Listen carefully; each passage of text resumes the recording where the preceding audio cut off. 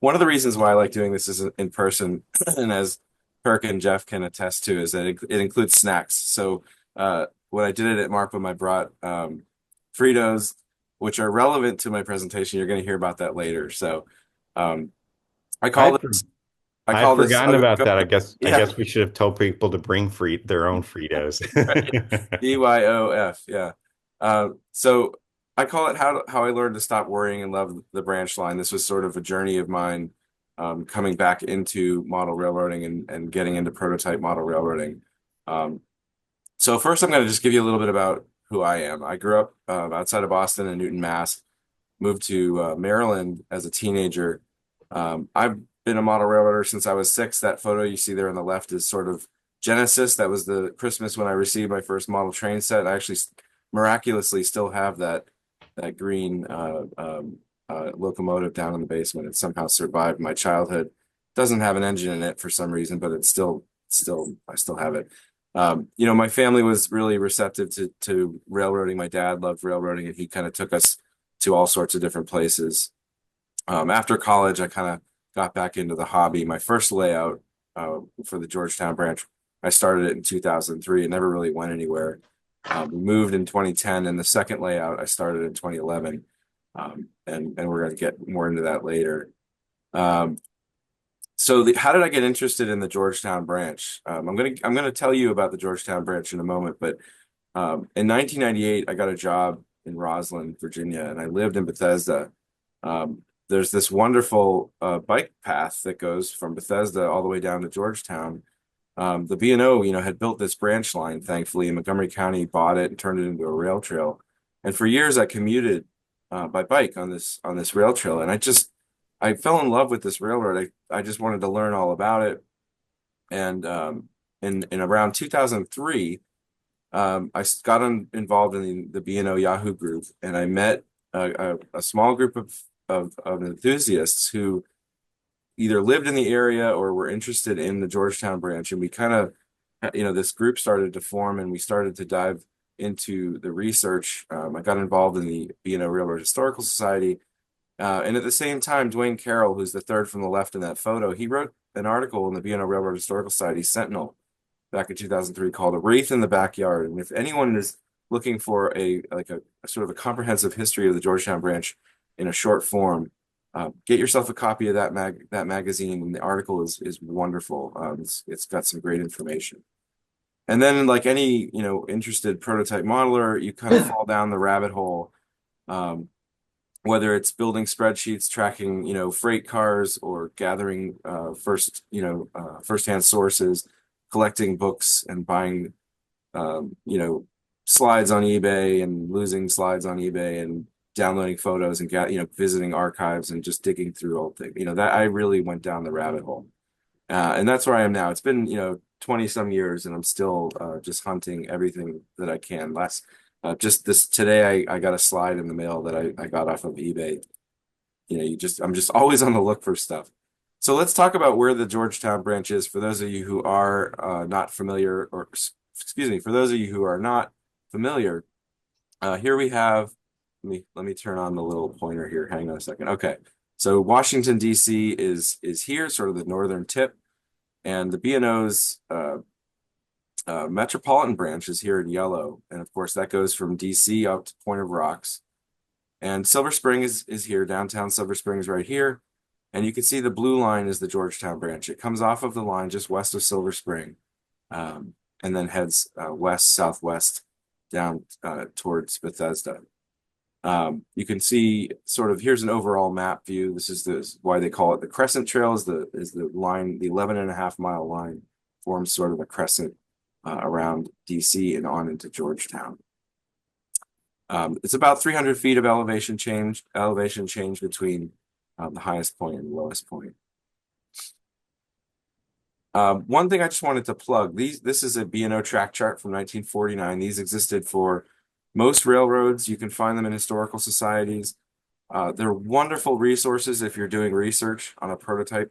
They include, sort of a snapshot of what the railroad sort of had at that point in time, and the different details like curvature, grades, actually even ballast, what the ballast consisted of and the weight of the rail.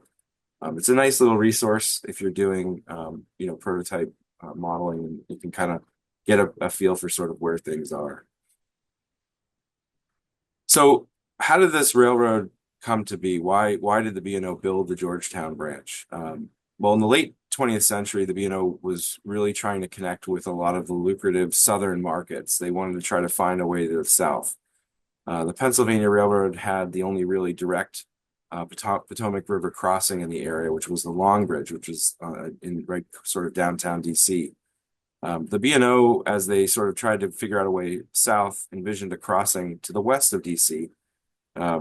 This line would diverge just west of uh, the DC line, which is right here on this map. This is kind of a map of that area. This is this straight line right here where I'm moving the pointer is the border of DC and Maryland. And so the line was to come down, curve around, and cross right across the Potomac River and on into Virginia. And they were going to then have another branch line that was going to go to the south down to Georgetown. Even valuation maps of that time include the line. So this little line here in blue is the Georgetown branch as it exists. But this yellow dotted line that I put in there was this proposed branch line that actually was never built down to the south. It was to connect in Fairfax Station and continue south. So in around 1892, the B&O began construction.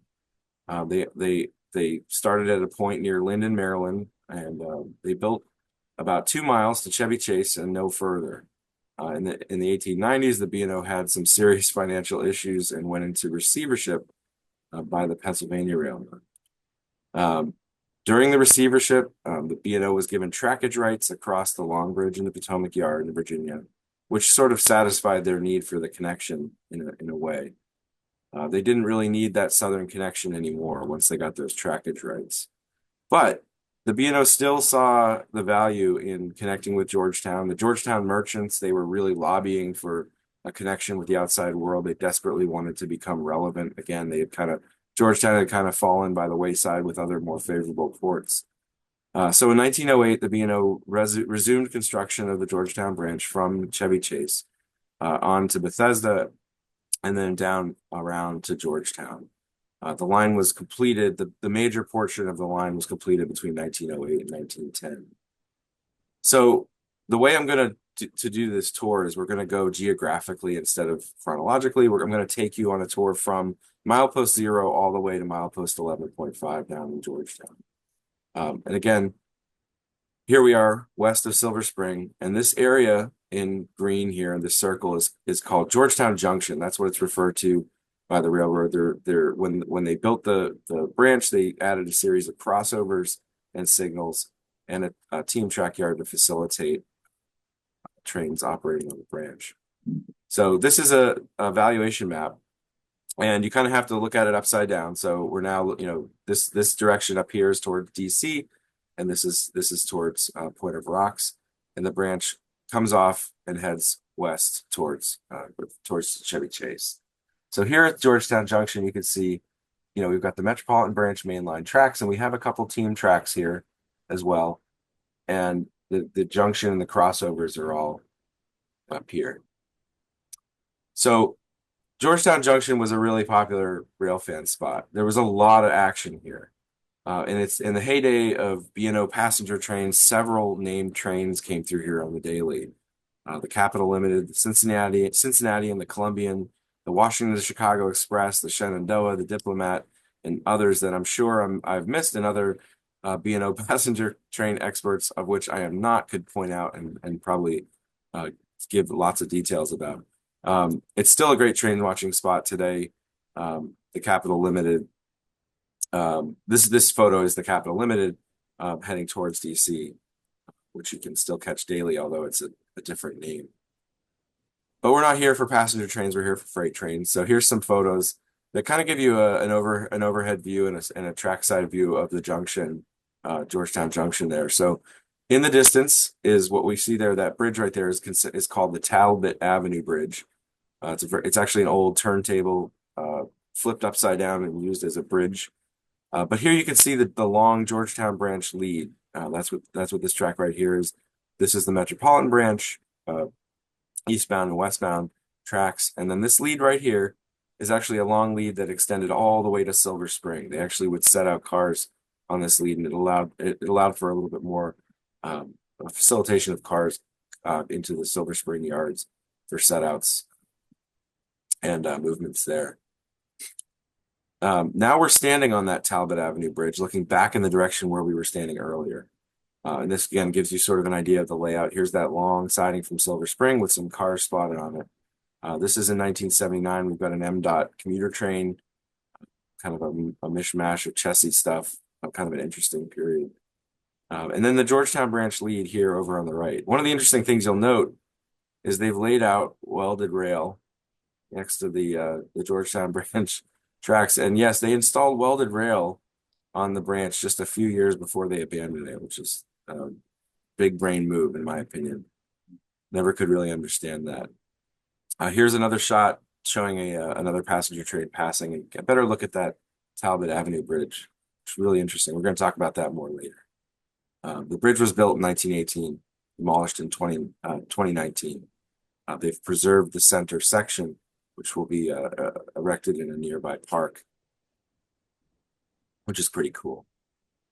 1949, a cold February morning or afternoon, and this is one of the probably the local, which is doing some switching, pulling cars up off the branch, is my guess. They would often hold the main there, and they would do their switching through the crossovers. Georgetown had a lot of action in its heyday. There was oftentimes, you could see here, they would have to spot cars on the main and work around passenger trains and other freights coming through. It was a pretty interesting spot for, if you were a train watcher. Even into the 1960s, it was still a very active location. In the earlier years, there was a dedicated switcher that lived down in Georgetown. And then around the late 50s, they changed over to just one local switcher that actually operated the entire branch itself. The Georgetown switcher stayed in Georgetown. They had a local that would go back and forth and interact with the Georgetown switcher, but later on they switched to just one locomotive. No more dedicated Georgetown switcher.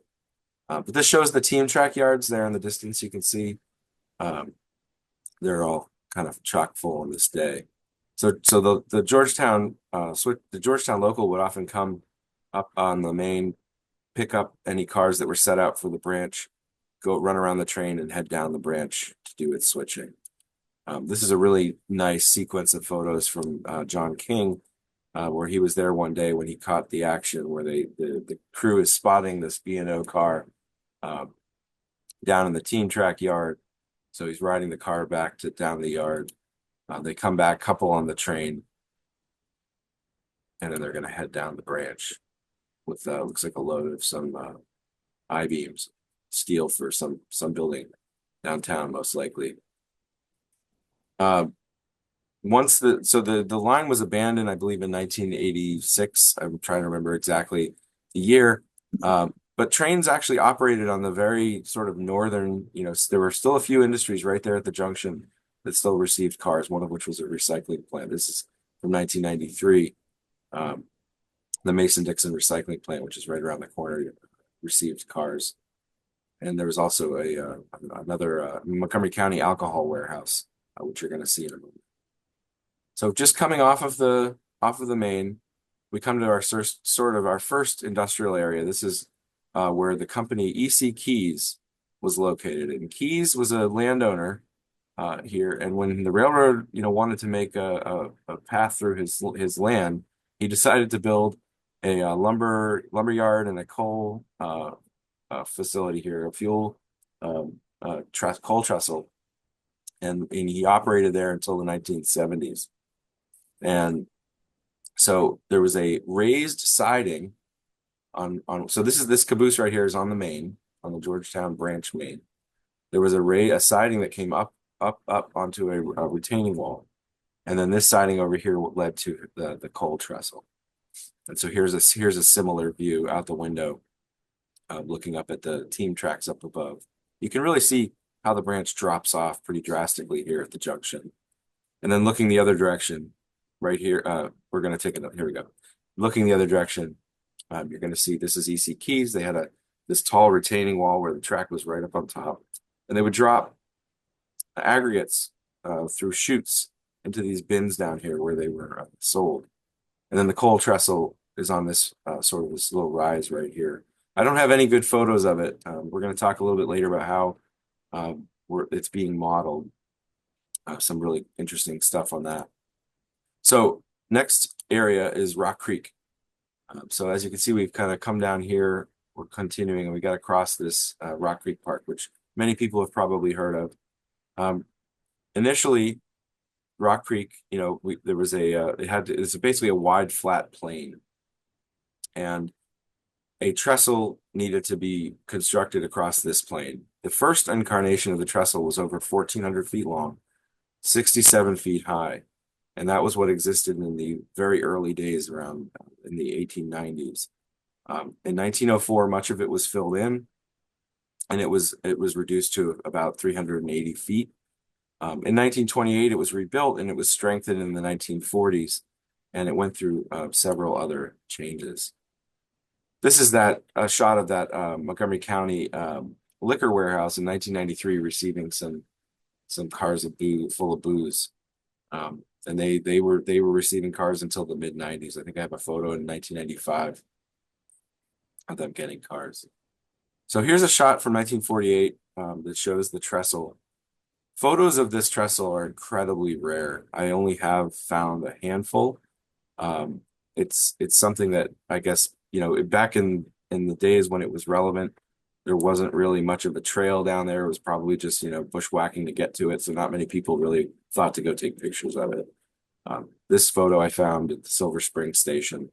The station master at Silver Spring took this photo, 1948.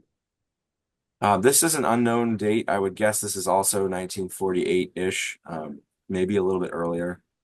And this is likely a Q1 or a Q1C or a Q7 crossing the trestle. Again, if photos of the trestle are rare, a photo of the trestle with steam engine on it is doubly so.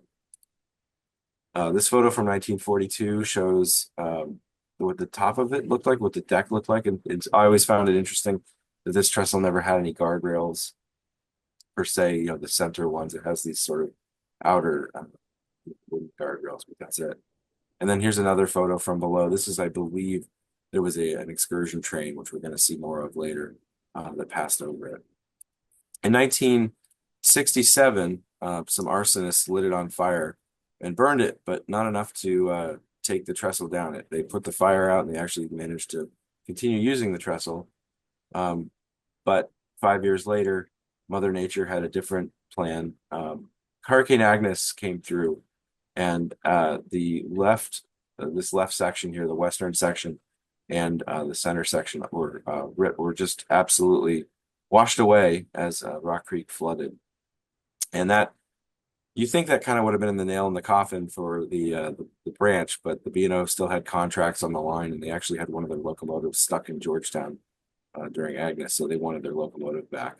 So they rebuilt the bridge out of steel, and so it had this sort of Frankenstein look where it had half of it was wood and half of it was steel, which was always kind of interesting. So we've passed through Rock Creek, and now we're coming into Chevy Chase, which is the next town along the line. Chevy Chase has an interesting history. This was, of course, the first destination for the B&O on the branch before they extended onto Bethesda and built the rest of the line. So this is kind of the older area of the branch. The Capital Traction Company had a car barn here with a big boiler room for the powerhouse, basically, for the trolley line. And the B&O actually interchanged with the Capital Traction Company. I don't know. I haven't figured out exactly why or what. I suspect the B&O probably delivered coal for their power plant there. But this is how, this is a 1919 valuation map of how Chevy Chase looked. So the Georgetown Branch Main comes across Connecticut Avenue. There were two trolley lines here that converged. There was the Capital Traction Company and the Kensington Electric Railway. And there was a station just located just over here. T.W. Perry was one of the industries here. We're going to see that in a moment. And then there was a team track yard here with they had a crane and some coal vendors that were located there. This photo is from 1892. This is the oldest photo that I have of the Georgetown branch. This, of course, is Connecticut Avenue, and we're looking north. This is the trolley car barn and the powerhouse that I was describing earlier, right behind it. And then if you look in the background, you'll notice the freight train that's currently kind of crossing the road. You can see one of those classic old B&O Globe box cars there in the distance, which is kind of like this model here, just for reference. It looks like the door might be open on the boxcar. I just thought that was kind of cool thing to model. But Chevy Chase, again, it was an interesting spot. There was actually, like, I think the only place on the Georgetown branch where there was a diamond. This is, of course, is where the Kensington Electric Railway crossed the Georgetown branch and terminated at the station there, the Rock Creek Railway Station. So some interesting scenes there in Chevy Chase. And this aerial view gives you kind of an overhead of what it looked like. Here's that powerhouse car barn. And then T.W. Perry had this long lumber shed. The track ran behind the lumber shed and out onto this coal trestle. T.W. Perry was one of the earliest customers at Chevy Chase. They were founded in 1911. They received coal and fuel oil and lumber and building materials. They were there on the north side of the railroad. This is the trolley track that crossed the Georgetown Branch, and this is Connecticut Avenue around 1935. And this is the coal trestle at T.W. Perry back there in their lot. It was a kind of an interesting one. It had these big bunkers where I assume they were able to just sort of facilitate the loading of the trucks a little bit differently. Instead of like hand loading the trucks, they could drive under whichever coal they wanted, whichever type of coal they wanted, they would load it in. Which, a little bit more elaborate than a lot of coal trestles you see in these smaller areas, which look more like this. This was the other side of it, so the long trestle. You could see the fuel tanks here on the left. So later on, of course, Connecticut Avenue and the suburbs were growing and getting bigger, and this is what it looks like in the late 60s. There's T.W. Perry in the background with their lumber shed. They've got a boxcar spotted there. But things got pretty dicey in later years as the traffic increased.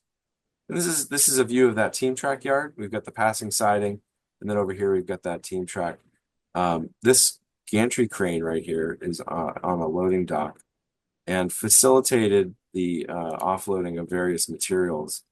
Later years, this is in 1976. In later years, they got rid of the crane. They didn't really have a need for it. But one of the interesting things that they received in Chevy Chase with that gantry crane was stone for the National Cathedral. The National Cathedral was constructed from 1907 to 1990, and the stone was delivered by the B&O here at Chevy Chase, offloaded into carts or trucks and carted up to the work site. When I was, this is a view of the cathedral under construction. When I was there in 2015 with my buddy Kelly, we explored the area, and back there in the woods, I found this pile of cut stone, which I imagined to be, leftovers or off, just pieces that weren't used for the cathedral. They were back in the woods there, which I thought was kind of interesting. So right after Chevy Chase, the railroad passes right through the Columbia Country Club. It's kind of a fun, again, this railroad, I'm telling you, the Georgetown branch goes through all kinds of different scenery. It's kind of fun. One of the things I love about it is that, and when I say that it goes right through the golf course, I mean it literally goes right through the golf course. This is how the right-of-way, existed in the very earliest years when they built it, and the golf course, it just went right through it. I would imagine that would kind of rattle your game a little bit. Here's one of the locals coming through in 1971 with a string of hoppers bound for the coal plant there in Georgetown. And now we're going to come to what I would say is the largest city on the line. This is Bethesda. So downtown Bethesda proper is up here.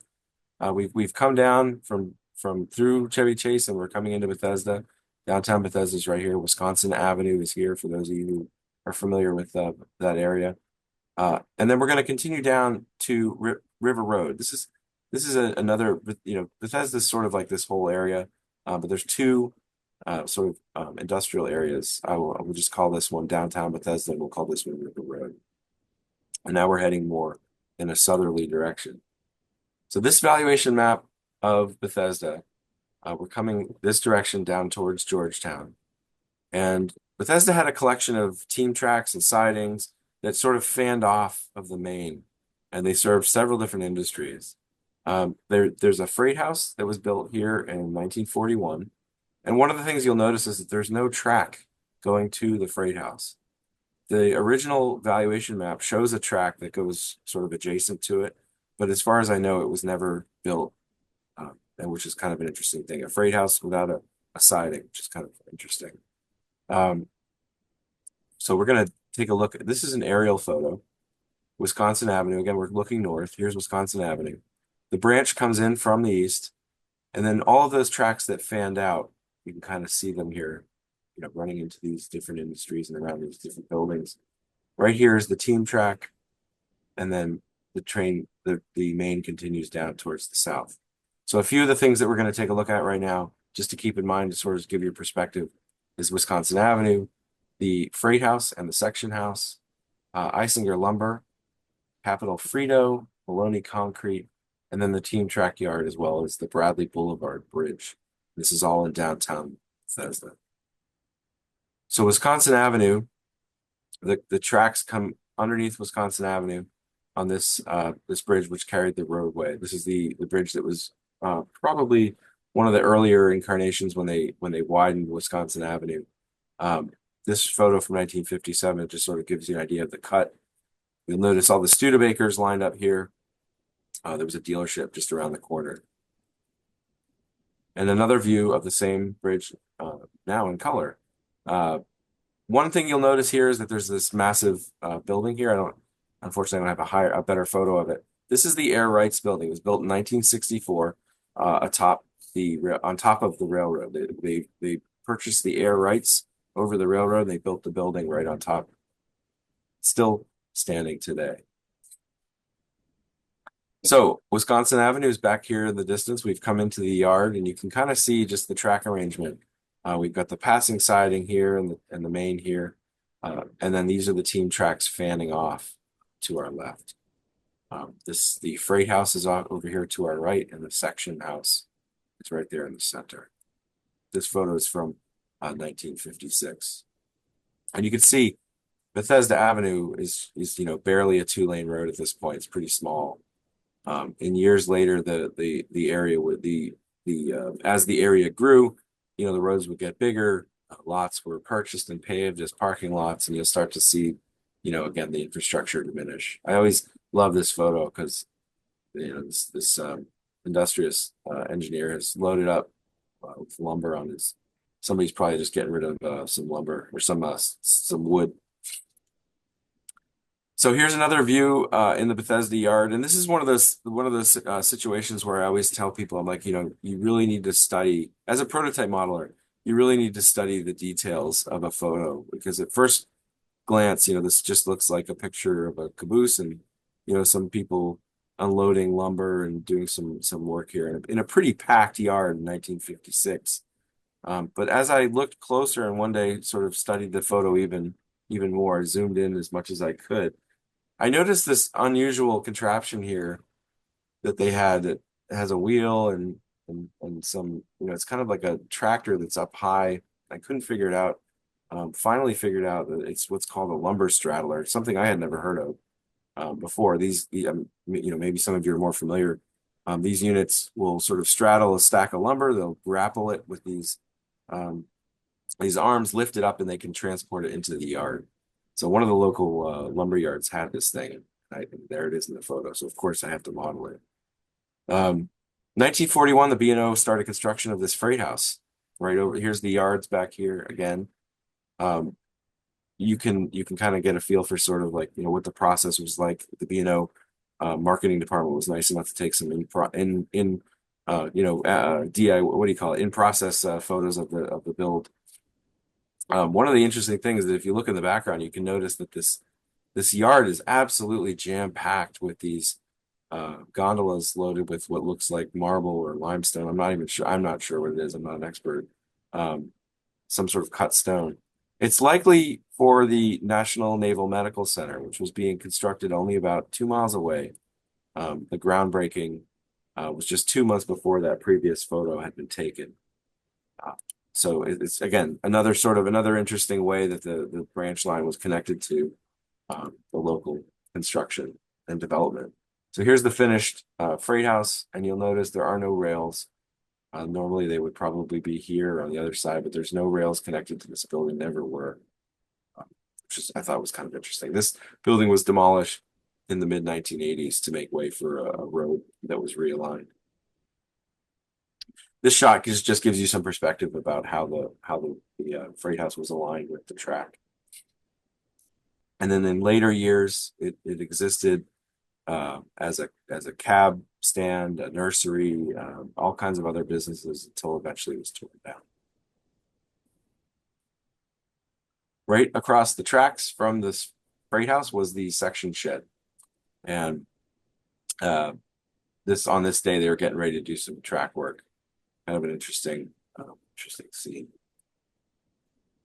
And this is another shot of one of the yards there in Bethesda. You'll notice that there's two passenger Jeeps here in Bethesda, which again is sort of a rare sight in general. In later years, the B&O would use these for freight assignments. The photographer indicated that the Jeep in the distance had obviously had some sort of mechanical problem, and so this train came up from Georgetown, coupled up to this unit, headed home.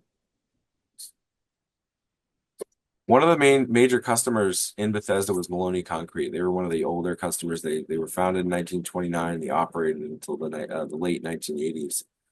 They really supplied the suburbs with building materials with cement for a very long time. As the suburbs expanded further and further out, their relevance diminished, and they were eventually shut down their operation.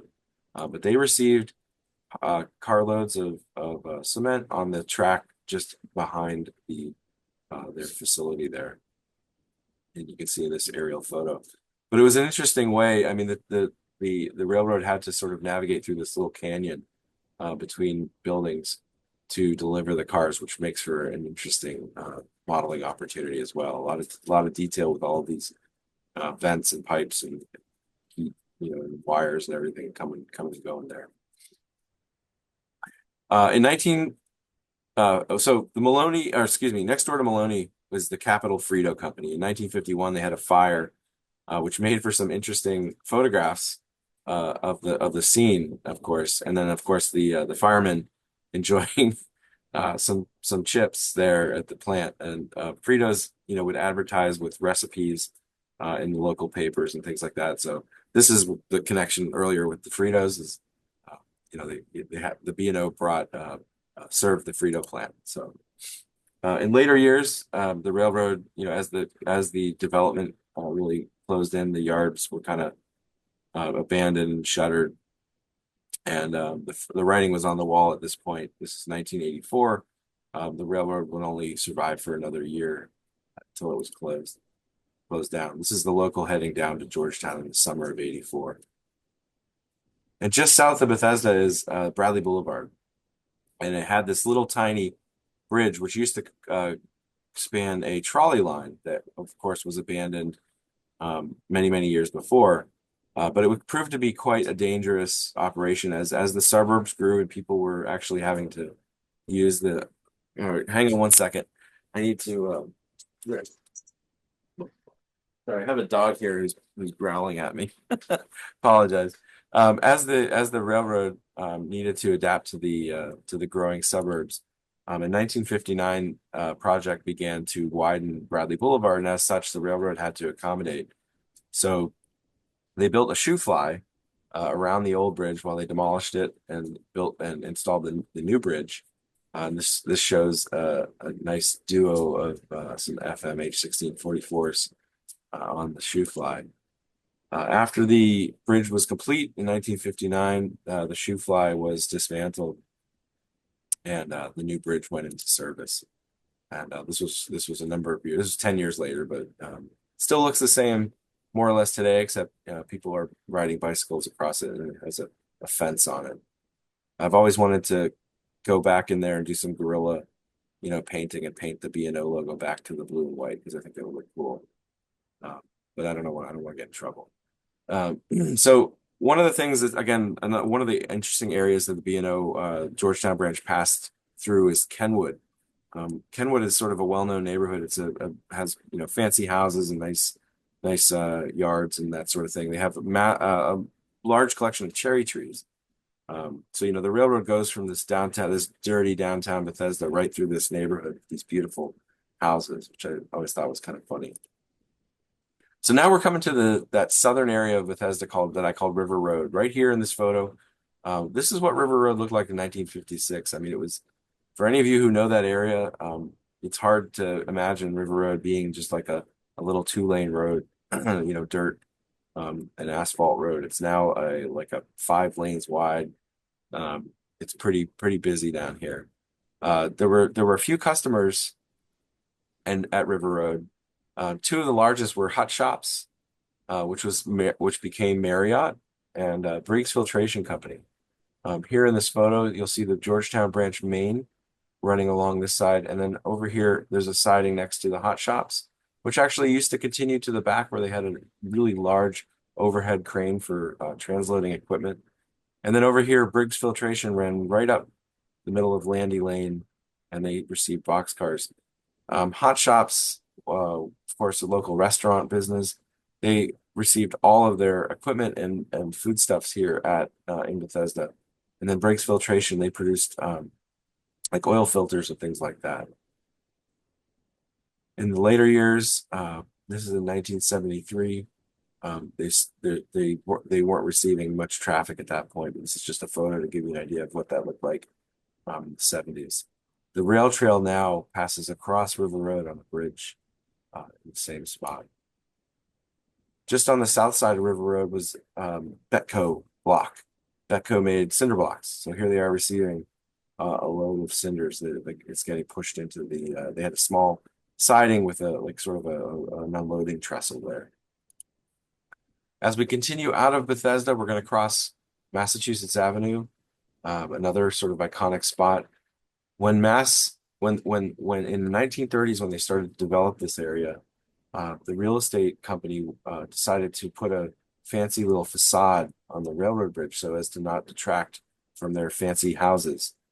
So they built this beautiful sort of arched facade over the deck girder bridge, which is still in place today. This is a photo, of course, from 1977, but the bridge itself looks very much like this today. Of course, they did straighten out the arch to allow for clearances, and they added these pedestrian tunnels on the wings it's a very busy area now. All right, so now we're going to continue into Delcarlia and the Palisades along the Potomac River. So here's the Potomac River, here's the DC border, and we're now going from Maryland into DC.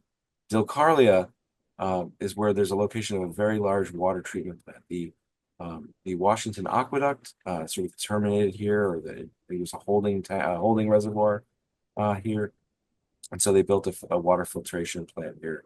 I believe it was in the 1920s. I've got the dates later, but we're then going to go down along the Palisades and cross over the C&O Canal on a series of bridges. We'll get to that in a minute. So here at Delcarlia, we're going to pass the reservoir. We're going to go through a tunnel, and there's a siding here for the Army Map Agency. And then we're going to curve around. We're going to cross over the trolley tracks, and there's a yard here at the Delcarlia Reservoir, the water treatment plant. Talk about that.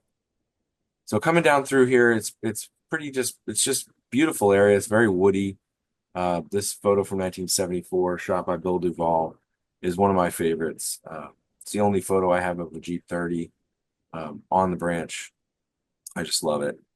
But you get a feel for just how finally we're out in the woods for a little while. And we cross over this deck girder bridge that I always refer to as the bridge across nothing. And what it's actually it's across the Washington Aqueduct coming into the holding reservoir. The aqueduct was built between 1853 and 1863, carries water from Great Falls all the way to this holding reservoir for the Washington, D.C. water supply. If we turn directly to our south, we look down the track and we're going to see Dale-Carlia Tunnel. Dale-Carlia Tunnel, built in 1910. It's 340 feet long, 18 feet wide. One of the interesting things about Dale-Carlia Tunnel is each one of the portals is different, the north and south. This north portal has these interesting sort of buttresses made out of brick, and the south portal does not have those. It's just a flat front, but the brickwork is different on each side. You have these sort of interesting features, and then of course you have the little escape, portals inside. It made for kind of a neat photo op spot. There was an excursion train that stopped here and did its stuff in the tunnel. And then this 1974, Bill Duvall caught the local coming out of the tunnel.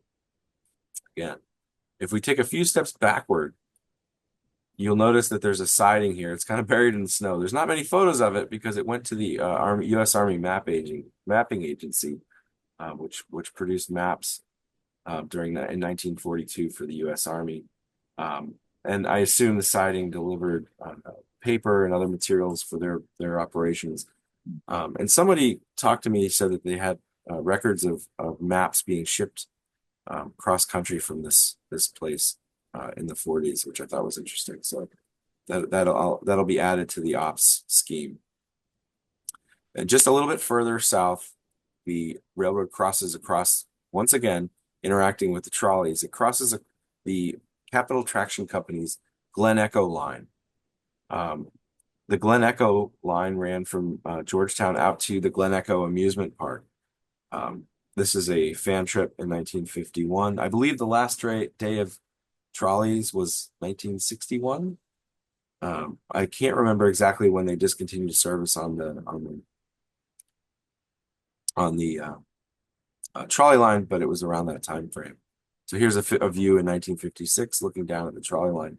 And you're starting to see some of the infrastructure for the water treatment plant. These are chemical holding tanks here at the yard for the water treatment plant.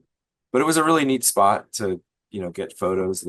There's just some interesting, trolley photos are usually pretty cool. I love how overgrown the line was.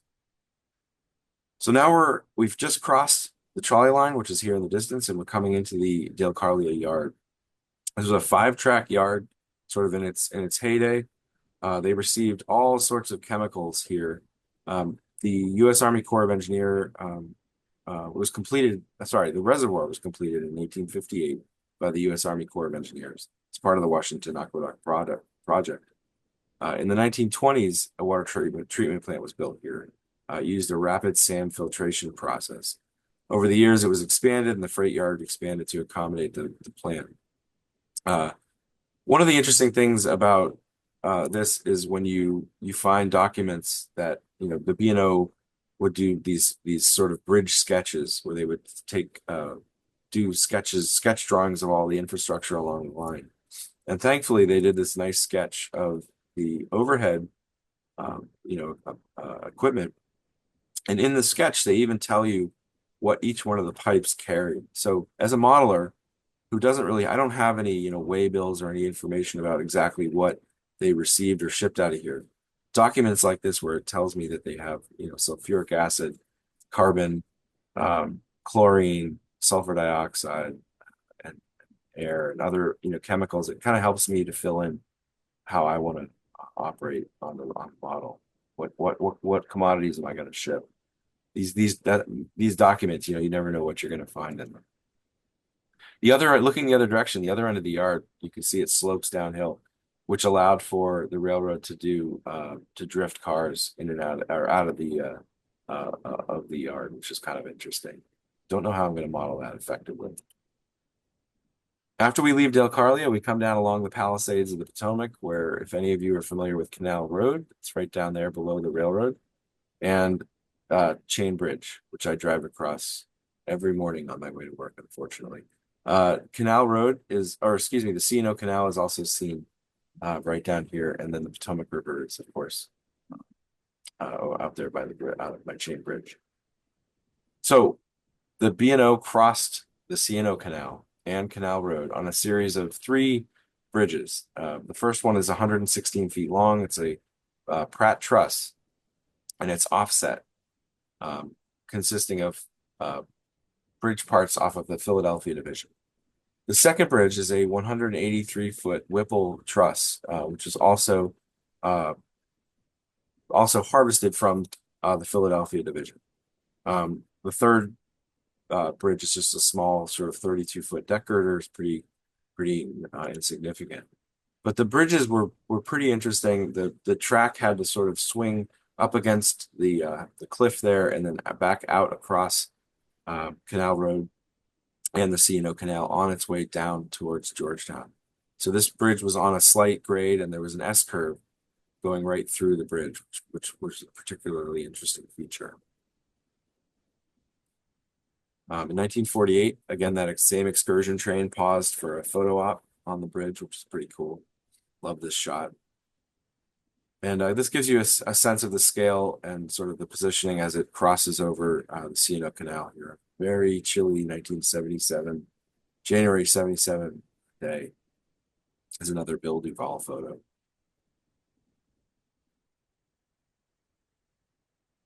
The track went downgrade and leveled out with the C&O Canal and ran right along the canal, which just made for some incredible photo ops. I love this set of this train going by along the canal. And the train is going to continue to go downgrade. It's going to drop below the level of the canal. And it's going to curve around along the Potomac River, right between the river, which is here, and the canal. C&O Canal is up here. And it would snake along until it got down towards Georgetown. Just outside of Georgetown, they installed, and I think it was in 1914, I think it was, they installed a long siding here to facilitate trains coming in and out, to have a place to put cars. As the traffic increased in Georgetown dramatically, they needed a place to put outbounds and drop inbounds and that sort of thing. So they built this long siding. All right, so now we're coming into Georgetown, finally. Georgetown is this area right here that I've outlined in green. If you're familiar with it, you know the Key Bridge is another iconic landmark down there. So the Georgetown Branch, as you can see, it just kind of snakes around right along the Potomac and it squeezes in right here. That photo you saw earlier was just right at this curve here. This is called Three Sisters because of the three little islands there. And it came right down into Georgetown where it terminated just before Rock Creek. So here, I'm just going to quickly highlight a few of the things we're going to talk about. The Aqueduct Bridge, Key Bridge, Lone Star Cement, Wilkins Rogers Milling, the B&O's new yard, the Capital Traction Power Plant, Smoot Sand and Gravel, Roslyn Steel and Cement, the B&O's old yard, and the GSA Coal and Ash House, or the West Heating Plant, as it's known to most folks. Before we do that, I want to make a quick note. So in 1848, or excuse me, between 1833 and 1843, the Aqueduct Bridge was constructed. This bridge connected the C&O Canal, which you see here in the foreground, with the Alexandria Canal. Initially, the idea was they would float canal boats across, but as the canal, sort of had trouble, and of course, this is a big, giant wooden bridge with stone piers. It had just tons of problems. It leaked. It fell apart. Flooding. So eventually, they closed that. It was rebuilt into a number of different types of bridges that connected Virginia with DC. It was closed in 1923 and demolished in 1933, and eventually there was a truss, a girder, a truss series of truss bridges across that were built. But in 1909, when the B&O arrived in Georgetown, they found that the arch was obviously too low for its steam locomotives to pass beneath. So they excavated this whole section of the bridge, removed all of the stone, and rebuilt the arch. And this photo, I got somebody on Facebook posted this. This was one of his relatives in this photo. This is one of the crews doing the work to bring the railroad into Georgetown through underneath the Aqueduct Bridge. And here they are with their train, um, which was ostensibly used to carry the equipment to do the work back and forth into Georgetown. This is a view looking from the Aqueduct Bridge, looking towards the shore of Georgetown. This is Georgetown University in the background, and the Washington Canoe Club in the foreground. And then there on the right, you'll notice there's the work train parked on the siding right before the aqueduct. So once the arch was enlarged, this is what it looks like several years later. You can see the arch is now nice and large. They've got the tracks coming into Georgetown. You'll see the section house here on the right, water column here on the left, and a beautiful, probably a D7 060 there in the distance, doing some work. If we stood on the Aqueduct Bridge and now look the other direction, the B&O installed a scale here to facilitate weighing outbound cars. Yes, there were outbound cars coming out of Georgetown. The Smooth Sand and Gravel Corporation dredged the Potomac River and processed the sand and stone into gravel and sand, and processed sand and shipped it out via covered hopper and other hopper cars. But here we're seeing some of the boathouses along the waterfront there. And this is just a nice shot. It shows the scale and the scale house and the section shed. And there's the arch there in the distance. another more modern shot from 1982. Hey, it's another Jeep 30. I forgot I had this one. The Key Bridge. Between 1918 and 1923, they built the Key Bridge. As the Aqueduct Bridge aged and showed its age and started to have issues, the city was growing. It needed more capacity to connect with Virginia. They built the Key Bridge in right sort of adjacent to the Aqueduct Bridge. And it's one of the interesting things I thought was kind of neat is that when they built this arch, they facilitated the railroad going through with this sort of pass through here in the center, where the railroad could the tracks pass through on Water Street. These are just some in process construction photos. I always love looking through these old images, these aerial photos. These are from the National Archives. You see all kinds of interesting freight cars in there, like this incredibly long gondola, which looks like something like a G26. I don't know. I'm not sure. I'm not an expert on the Pennsy cars, but I thought that was kind of interesting. You just, again, a plug for spending the time to look at the old photos, especially if you're doing prototype modeling. This is what the waterfront looked like in 1923. It was, pretty heavily industrial, and it was growing. I think I would say that it reached its peak in the 40s and 50s, when it really was receiving a lot of traffic. Even into the late 60s, this is from 1969. It was still a very industrial area. If anyone here ever spent any time down there, no doubt you remember the smells and the sounds of this area. The construction in the city was really booming. Things were really happening. But at the same time, things were changing. In the 70s, a movement started to clean up this area, and you saw a lot of these businesses be purchased and torn down, or leave the area for other places. So I talked about Lone Star Cement.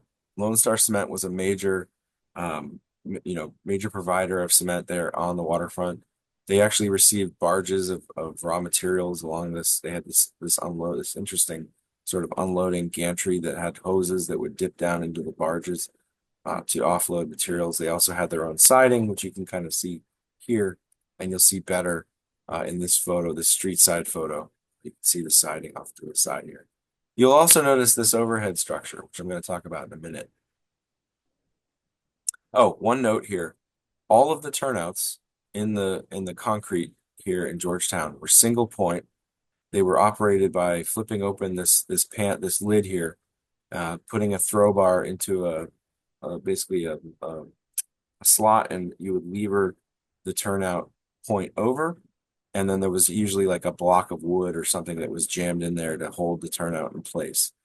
I have not committed to modeling any of that yet because it seems quite daunting. Wilkins Rogers Milling was another of the earlier companies that operated in this space. They were there in the early 1920s. They moved in. Um, they were there until the 1970s.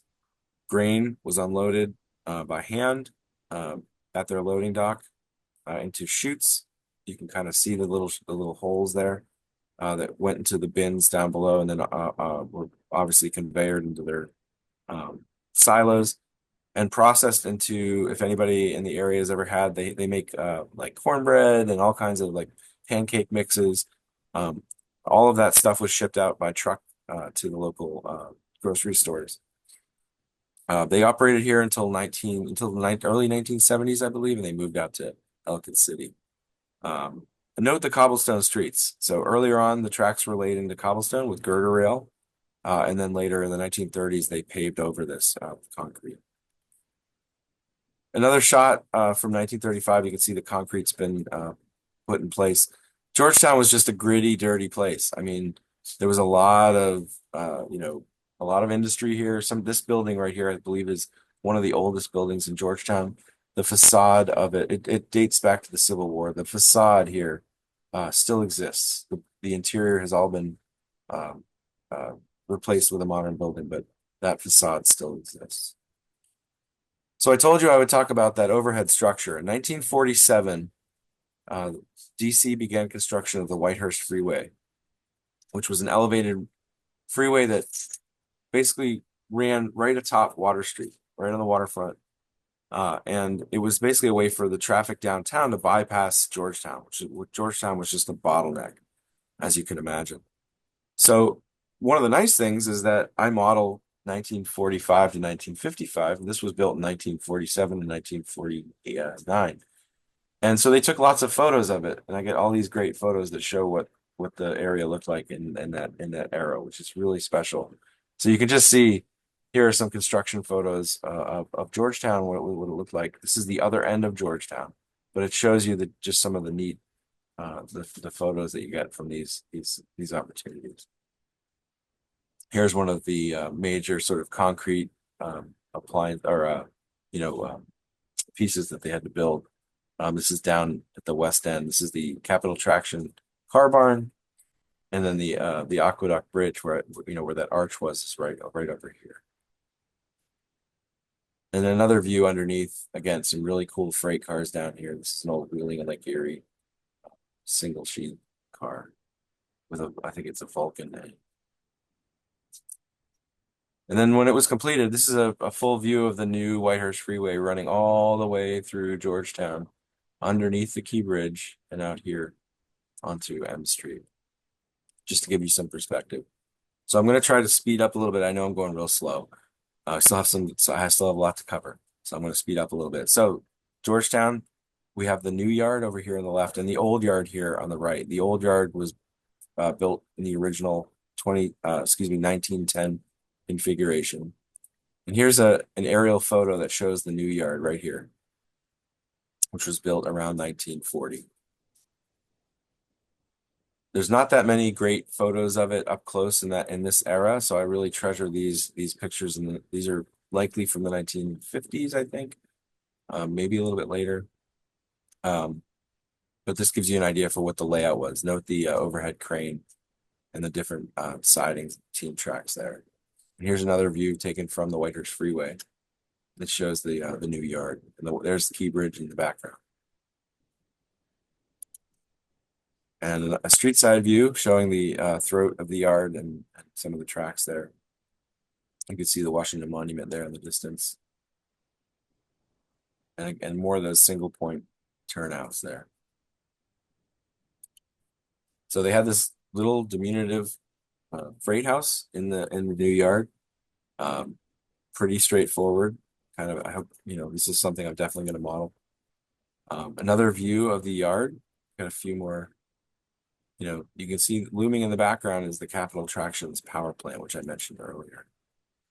One interesting tidbit is that the B&O required every locomotive to have its accompanying caboose. So the Georgetown switcher, which lived in Georgetown, had a caboose, which it rarely used. So this caboose kind of just sat there in the yard for most of the time.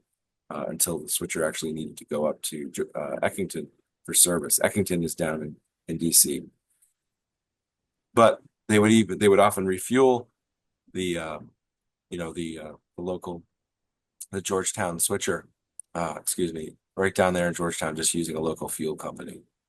This shot, which I love.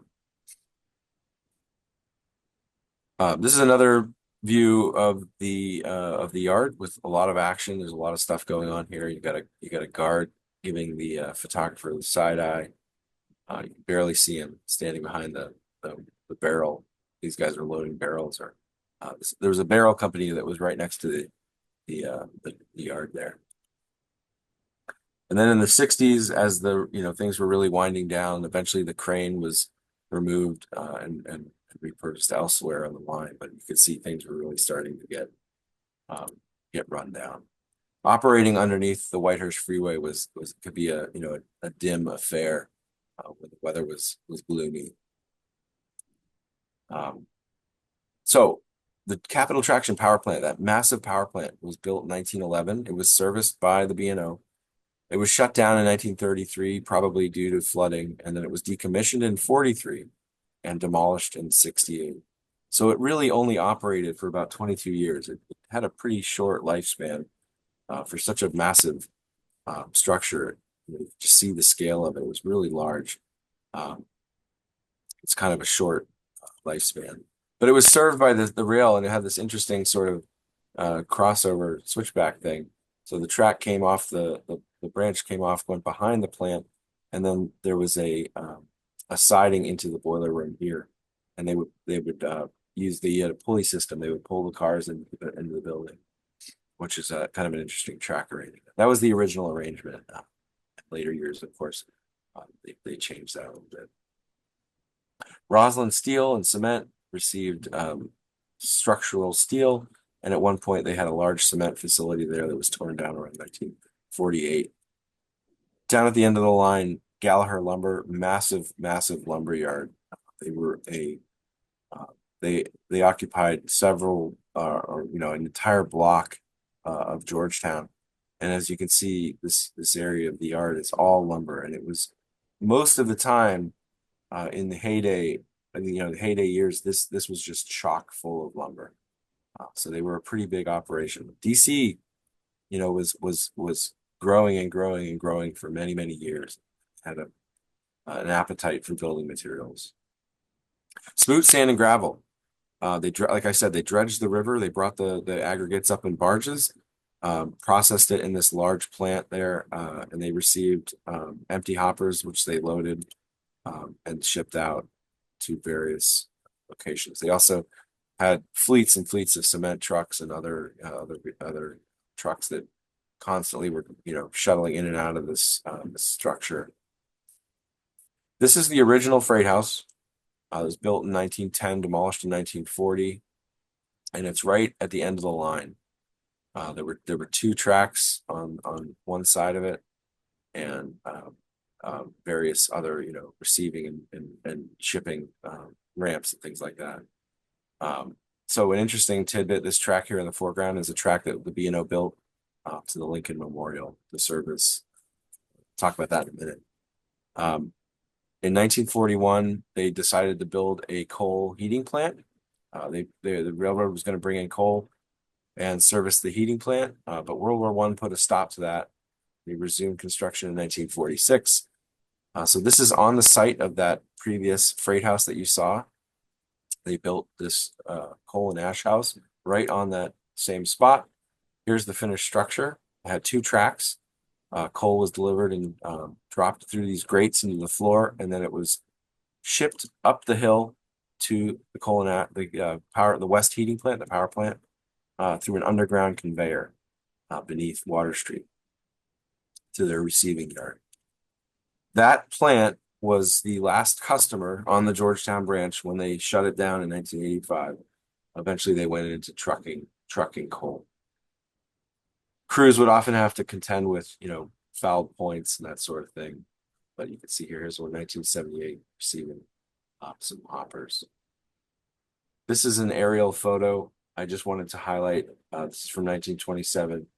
I just wanted to highlight, if you look carefully right here, you'll see the track continue on like an S curve down across Rock Creek and down across. This is the track that serviced the Lincoln Memorial, excuse me, construction. And they built a small yard in this area, and the track would curve around the monument, and they would deliver materials wherever it was needed as the construction continued. So one tidbit that I wanted to share that I love. In 1954, they started the Pageant of Peace, which was the national Christmas tree and a whole celebration of America there. And they started to, one of the things that they did was to bring a Christmas tree in from somewhere in the United States. And they shipped it by rail. It was a pride thing. It was, they would come from a place far away, and it was shipped all the way across the country by rail. And they shipped it to Georgetown. And the first one was in 1954, and the tree arrived on a couple of Sioux Line flat cars. And this kicked off about 20 some years where the national Christmas tree was delivered by rail to Georgetown, where they transloaded it onto a truck, and they would truck it down to the National Mall and erect it, and they would dig a pit and they would erect it there, and it would sit there for several weeks for this celebration. And it's just one of those things that I find fascinating. It's probably sort of a forgotten little tidbit, but as somebody who's interested in this model and in this, in this branch line and this railroad, it's kind of a special thing. So for anyone who's ever visited the National Christmas Tree, if you ever did it before the early 70s, you may have seen one that came on the Georgetown branch. So there were a few interesting excursion trains that operated on the branch. This one I've mentioned earlier was the MSME, the Metropolitan Society Model Engineers. And they had the B&O got them this Q1C, a couple of passenger cars and 4 cabooses to take them down to Georgetown and back. And the train did several different photo ops, culminating in this one down in Georgetown, which is one of the only color photos I've ever seen of the Whitehurst Freeway under construction. I had no idea that the pillars were orange until I saw this photo, which I thought was kind of crazy. But there they are down in Georgetown. In 1954, so 6 years later, the National Railway Historical Society had an excursion. This time they had a passenger Jeep 743 pulled this train. No fun cabooses, just a few passenger cars. And they also went down to Georgetown, but they also explored the Alexandria branch. So some cool photo ops on this train as well. 1976, Best Friend of Charleston was brought out and operated on the Georgetown branch around the Aqueduct Bridge and down there, just down in Georgetown, tooting around back and forth, which is kind of special. This is something a locomotive I was not familiar with until I saw these photos. And in 1981, the Smithsonian fired up the John Bull, which is pretty cool, and they needed to run it somewhere, so they rebuilt the track on the Georgetown branch between Georgetown and the bridges over the C&O Canal, and they operated back and forth for some time. I don't know exactly how long, but there's actually a video of this on YouTube, a little short, like 1-minute video, which is kind of neat. All right, I know I'm going long, but hopefully everybody's still with me. But we're gonna talk about the model railroad now. This is what you're here for, right? So my model railroad is set between 1945 and 55. I wanted to include steam, but I also wanted to include some of those diesels that existed up to 1955. My room is relatively small. It's only 19 and a quarter by 6.5 feet. But I have an exterior staging yard helix extension.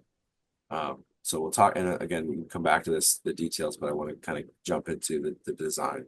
So this is, forgive me, this is an older track plan, but it's the only one I have because I always sort of see a track plan as like a starting point, and a lot of times I end up adjusting things as I go. And I ended up rebuilding the Georgetown Junction area 4 times before I finally settled on what I want. So we're going to start here in staging. It's a 3-track staging yard, pretty simple. It comes across a lift up bridge that's hinged and enters into the layout room, goes through the wall and enters into the layout room. Georgetown Junction, which is right here. Curves around. This is EC Keys, as if you remember, that's where the coal trestle and the lumber vendor, and it crosses over Rock Creek Trestle. We then come into Chevy Chase, curve around the room, and on into Bethesda. So this area represents Bethesda. We're going to cross over a lift out bridge here, small lift out bridge, and we're going to exit the room through the wall again onto the helix. We're going to go down the helix to the lower level. We come out of the helix. This is actually, the track actually goes like this, not like that. It goes like this on a lift out bridge to Del Carlia, where the water treatment plant is. The track then continues. Now, again, things are a little bit different on the actual railroad. It continues across the C&O Canal and on into Georgetown. And Georgetown occupies the entire this whole section of the lower deck. So we have the new yard here and the old yard over. So some quick photo tour. Here's that staging yard right up above here, sort of at eye level. And this is that lift up bridge. It lifts up and it's held in place with some magnets up above. So it's usually out of the way. It's pretty easy to operate. When you come into the room, this is Georgetown Junction. So the Metropolitan branch is back there with that RDC sitting on it. And then the team track yard is right here. So I had to basically get rid of all of the crossovers and everything to the east just for space. But it works out pretty nicely for operations. So you've got the team tracks here, which you can switch. And then the branch peels off and heads downhill left there. If you remember the photos of the Talbot Avenue Bridge, I've got some mock-ups here. But how do you model these things? You know, how do you get to that point? Well, you go out before they tear it down and you take lots and lots and lots of photos. And you go back and you take more photos. And then you make drawings. And these are kind of hard to see because the lines are actually really fine. But I went out and I made some very, accurate dimensional drawings using Adobe Illustrator because I'm not a CAD guy. I'm a graphic artist. So I use Illustrator, use the tools that you know, right? So I drew these plans. And then what do? You have a friend who is really good at CAD and also really good at 3D printing and also models the Georgetown branch. And he says, hey, I'm just going to make that bridge for you. And this is what you end up with. So this is a down to the rivet, accurate 3D model of that bridge that Kelly did. And so graciously, this is on Kelly's layout. Make no mistake, this is not my layout. Kelly is much farther along on his layout than I am. He also models the Georgetown branch. So this is his model of the Talbot Avenue Bridge. On the other end, that brackets my scene, is the Brookville Road overpass. I don't have any pictures of it except this one right here. The bridge just a little bit further down the tracks is another road that crosses, and it looks to be very similar to this bridge. So I used that as a guide, and I drew up my own sort of plans based on some B&O standard plans and some aerial photos that I have of what the bridge should look like. And this is a mock-up that I've made, and I'm planning, that's another to-do item, is to build this structure. That photo, sorry, this is a mistake. That photo shouldn't be there. What I'm trying to show you is EC Keys had a coal trestle. And of course, my friend Kelly actually 3D printed it and made it based on the drawings that I created. So this is his layout. This is the scene that he's working on right now. This photo is from like last week. He 3D printed the trestle from the drawings that I made. He made his own drawings, 3D printed it, and this is his model of it. It's beautiful. So in my layout, I've got this big open span where the Rock Creek trestle is going to be. And so what I did was I took a photo that I took photos that I had of it. How am I going to build this? Again, go out to the location, take as many photos of what exists before they tear it down. This is all gone, by the way. I took as many photos as I could. I took the old blueprints. These are actually just sketches. They're not blueprints. Drew up my own drawings, made a mock-up. and then started to design the bridge. I made uh, basically plans of all of the bents, all the pieces, bought a whole lot of wood, stained a whole lot of wood, and then did the old, pins and foam and wax paper that we all did when we were kids to make model airplanes. Um, and I built all the bents. Then, of course, you have to add the nut bolt washers and nut bolt washers and nut bolt washers every day, all day. Yeah, there's a lot of nut bolt washers on the trestle. I tried to do a template or a jig for the ties and ended up kind of being more of a hindrance than anything. I also thought I would use scale ties, or excuse me, scale spikes. I don't know if any of you have done this before, but that's me trying to install the scale spikes. I gave up after about 4 inches worth, and many hours of just very very sore hands. They do look magnificent, but I just couldn't do it. So ended up building the ended up using regular micro engineering micro spikes or whatever they're called. Um, but I laid down the plans on a flat surface, built the stringers, laid the ties in, glued it all down. Next, I had to figure out how to do the center span. I found that the Tichy plate girder bridge load is in my opinion, the best plate girder bridge on the market. It's gorgeous. The build is really easy. It builds up really nicely. So that became the center section of my bridge. So I flipped the whole thing over, glued the ties in, glued it all together. Um, and then the challenge became, how am I going to install the bents on the stringers? So what I did was I laid this straight edge onto the plans, tape using double-sided tape. I fixed it in place, and then I built this sled that's perpendicular to the stringers. And the idea was to take the bents and install them upside down, one by one, and sort of work my way down the line. And that's what I did. It actually worked out really well. So I worked my way from one end to the other using the sled. You can see it here in action. So I would put the glue on the top of the bent, lay it in place, center it, and then lean it up against this thing until the glue dried. And that ensured that every single one of the bents was horizontal, was perpendicular. So this is what it looks like after I've installed some of the stringers on the bracing on the outside of the bents. And then again, I went back and I started to do all of the nut bolt washer castings, which takes forever.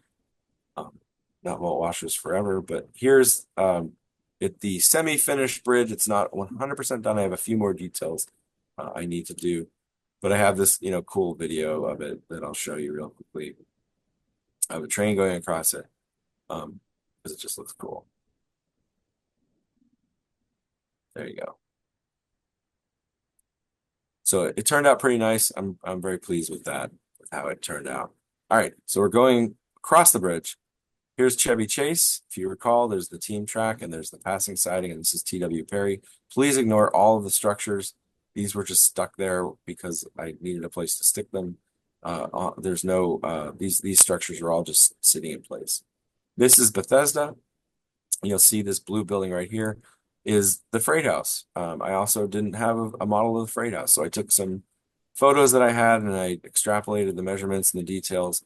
My first attempt at a laser cut kit was this. It didn't quite work out the way I wanted it to, so I went back, tried it again. And this is sort of my version 2. This is a structure that I'm building now. I did all the laser cutting myself. I have access to a laser cutter, and it turned out really nice. So I'm looking forward to seeing how that turns out. So this is the Bethesda yard. Maloney Concrete will be sort of in this area with Frito-Lay. The team tracks are here, long passing siding, and then over here I've got some coal and building materials. Eisinger lumber siding is here. It's tricky with a shelf layout like this. Obviously it would be nice if I could just fan all the tracks out. I'd love to have 4 feet of space. I just don't. But I still can represent most of the industries there and operate as such, which is what matters to me. This is the lift-out bridge that connects the upper deck, and it curves down out of the room. Of course, I need a tunnel portal. This is another 3D print by Kelly. He used measurements from the prototype tunnel portals that you saw earlier. This is his paint job on his layout. This is what this is his, and he was so kind to provide me with a set as well to use on my layout. So Helix, this Helix was originally designed to fit underneath a stairwell, so it's pretty tight. It's 19.5-inch radius, but all the locomotives that I operate are mostly, two-axle diesels, so it works out pretty well. And as I told you earlier, I've created a different sort of lift out to connect the Helix to the lower deck, and that is this right here. It's held in place with pins and magnets to keep it aligned, and you lock it in place with some pins. So it works out pretty well. So the lower deck looks like this. This is the Georgetown is sort of all this Homosote area. This is the long siding over here. The bridges across the C&O Canal will be in this area, and this is Del Carlia Yard. So that's what I'm working on, Del Carlia Yard right now. I'm working on the roadbed and getting the tracks laid in. But this is the other end of the room. Again, it's unfinished. I still have to continue on that, continue working on that section. Kelly is actually doing CAD work right now to build the bridges across the C&O Canal. He's made a lot of progress on this. This is another project that he's working on. For control, I have a TCS CS105 Raspberry Pi that runs JMRI.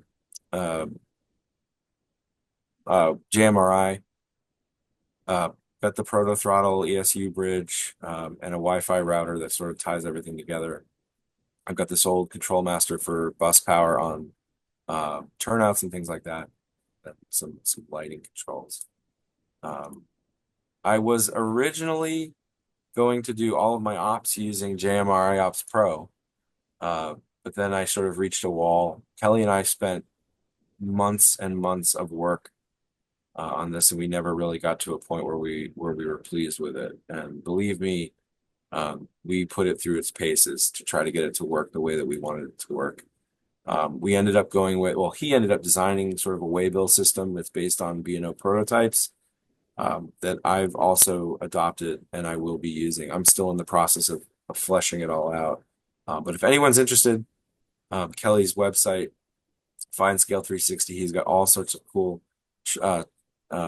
little doodads on there and all kinds of stuff that you can read about on his site as well. It's a really neat resource. Kelly's layout he's also modeling Georgetown Branch. His layout is much larger, and he's also got a lot of scenery done, which is pretty cool.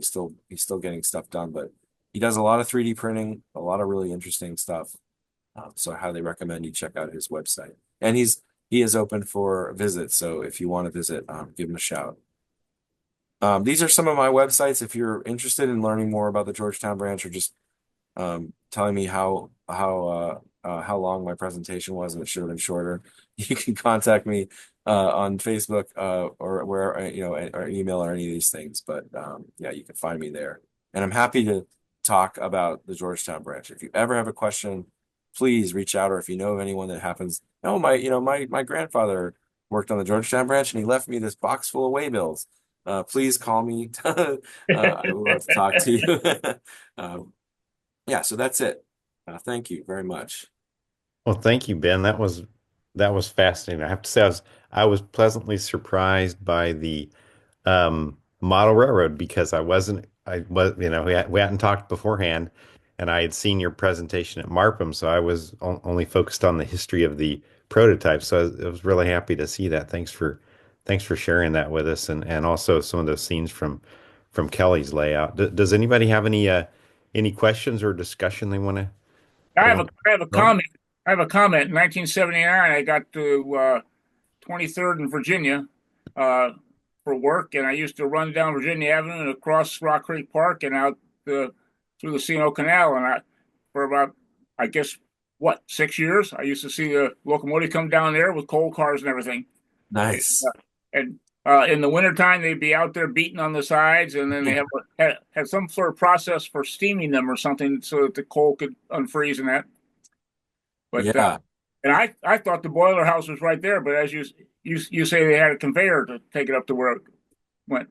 Yeah, yeah, it went underneath. I have again, if anybody wants the director's cut and wants to sit here for another 2 hours, I can No, show no. you. I have photos of that. They dug a trench through the streets, and in 1946. But depending on the time I was running, and it was very loose schedule on their part, I think, because that's the only customer I think at that point.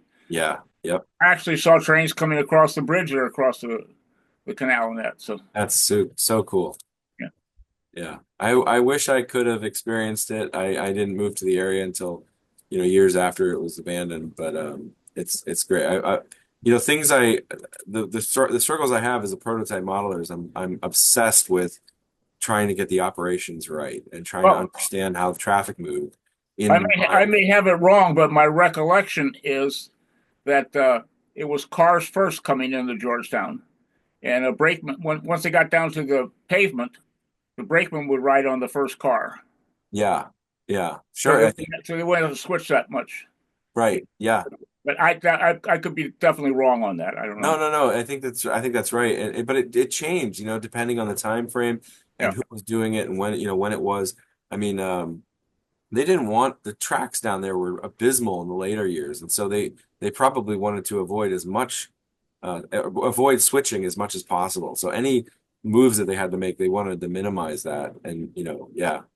I actually recently got in touch with somebody that I've known for a while, but I hadn't really talked to, a guy that was a conductor on the Georgetown branch in like the last 8 or 9 years of his existence. And he Okay. kept a logbook of every train that he operated, every car that was on the train, and what they did. And he sent it to me as like a spreadsheet. So now I have this great record of all of the traffic from like the last few years of operation, which was really neat to hear about. I have a sense that we could relive at least a day or many days on the Georgetown branch as it actually operated with all the information you've been able to gather. Definitely, yeah. And if you go, again, Kelly does op sessions, and they're really fun. And he emulates that. Like he emulates how the trains interacted with each other. And as the local comes down to Georgetown, it has to exchange with the Georgetown switcher. And there's a yardmaster down there. There's a whole interaction. Again, that all goes back to all these ops discussions that he and I spend hours and hours doing, or working on. It's just how did that operate? How did they operate that railroad? Where did they OS? Where did they who did they interact with, where and when, and what were they, the commodities, the shippers, everything. It's like it's tons. It's a small railroad. It's only 11 and a half miles branch line, but it's got just a lot of depth, a lot of interesting features and Mhm. industries. Yeah, and for those Christmas. of you some of you may have been able to visit Kelly's railroad. He participated in, he is in the Chesapeake Division. He's over in Clarksville, and he had his layout open for us back in the fall, and as Ben just said, he's welcome to visitors. It sounds like just get in touch with him, and he'd be happy to show you around. But it is a gorgeous layout. Tell them I sent you. Yeah, Um, yeah, I mean Christmas trees, isn't that? I mean, it's kind of cool, just that like that kind of stuff. I'm definitely gonna model that. yeah. And I recall Kelly has the section where he has the golf course built, where it goes through the golf course. He will, yes, he's going to model the golf course. Yeah, he has an area. I am also going to model a very small piece of it. My layout doesn't have as much space, but yeah, it's so cool. It's just such a riot. Hmm. Yeah, I want the photo out. Anybody else have any questions or comments? Getting the thumbs up from Pat. I just wanted to say it was a great presentation, and I lost track of time. I just thought it was wonderful. So thank you. I, Yeah, I very good appreciate that. presentation. Thank you. Appreciate it, Ben. Yeah, Thank Ben, thank you very much for spending the evening with us. And I know you as most speakers like to do this kind of stuff in person, but I thought it went very well. We didn't have any technical glitches that I could tell, so we'll get the. I've never done a recording before, and I'm not sure how to handle them, but I'll figure that out and I'll get a copy to you. if you need help editing, let me know. I do it for a living. Oh, okay, okay. Then I may just throw it over the fence to you then. Just let me know. But yeah, I'll get in touch. Yeah. Cool. After, I'm glad. I'm happy I could come out and visit and share it with you. And like I said, if you ever want to talk about it or want more information, please feel free to reach out. okay, Thank will you, do. Ben. You're very Thank you, welcome. Ben. Thanks everybody for joining us. Have a Hey, good guys. evening. Good night. Good Take night. care, guys.